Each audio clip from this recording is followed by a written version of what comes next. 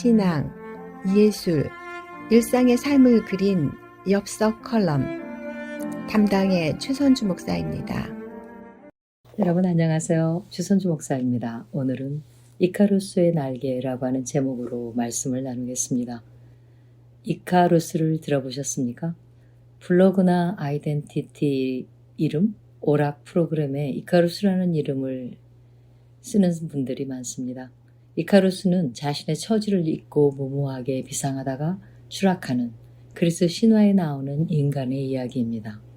레버린스라는 미궁을 만든 아테네의 장인이었던 데이달로스는 아들인 이카루스와 함께 크레테 섬에 갇히는 신세가 되었습니다.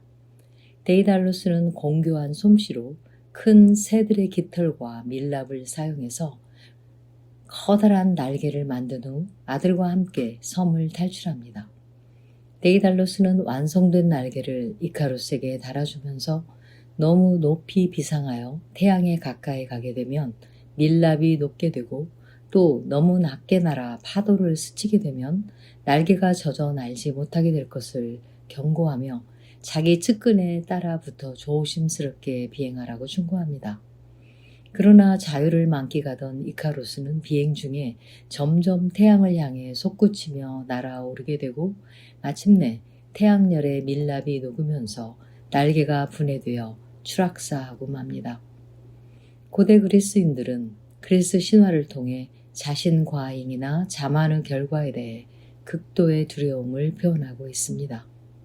인간 본연의 영역이나 한계를 초월해서 신의 영역에 도전하는 것은 교만에서 나온 열정이자 폭력성의 변덕에서 나온다고 보았습니다. 그리스인들이 신화를 통해 조명한 인간의 욕망과 신의 자리를 넘보는 교만에 대한 경계는 인간의 악의 뿌리에 대한 사유의 결과라고 볼 수 있습니다. 성경에 나오는 악의 우두머리 사단의 정체는 아름다운 모습으로 높은 지위에 있던 천사장이 자기 자리보다 더 높아지기를 원했던 욕망의 결과였습니다. 아담과 하와도 하나님이 허락한 자리를 벗어나 더 높아지려다가 죽음을 맛보고 고통을 대물림하는 결과를 불러왔습니다. 삶은 현실과 이상이 동전의 양면처럼 함께합니다. 지혜는 현실과 이상 사이의 시소 게임 같은 삶의 균형을 잡아주는 저울 초와도 같습니다.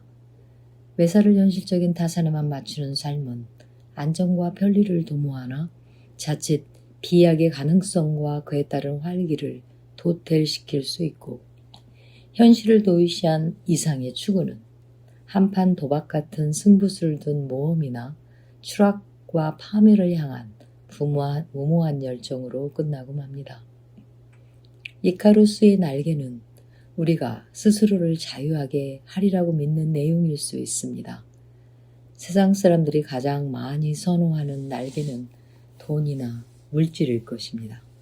물질은 단순히 생존에 필요한 의식주를 넘어 신분 상승과 권력을 향한 수단이 되기도 합니다. 어떤 사람들에게는 그것이 명예나 공명심일 수 있겠고 또 다른 이들에게는 신체적인 젊음과 건강, 심적인 괴로움이나 죽음의 공포로부터의 해방 혹은 영적인 평강을 얻는 수단일 수 있을 것입니다.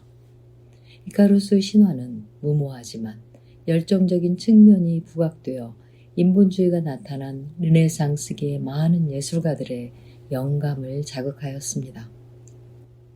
자유를 향한 인간의 열망은 시대를 막론하고 간절합니다.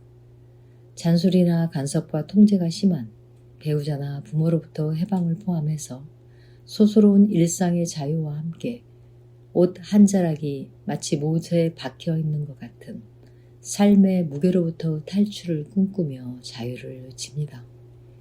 그러나 아무도 더 이상 간섭하지 않는 자리에서 넉넉한 지갑을 지닌다고 해서 자유인이 되지는 않습니다. 말을 타면 종 부리고 싶어진다는 속담처럼 한 가지의 필요가 채워지면 그 다음 단계의 필요가 생겨납니다. 물질적이고 신체적인 필요가 채워지면 정신적이고 사유적인 필요가 생기고 자존감과 직결된 감정적인 측면에서의 필요가 생겨나게 되고 종국에 가서 인간이면 본연적으로 갖고 있는 삶에 대한 의미에 대한 진지한 질문과 답에 대한 요구에 또다시 직면하게 될 것입니다.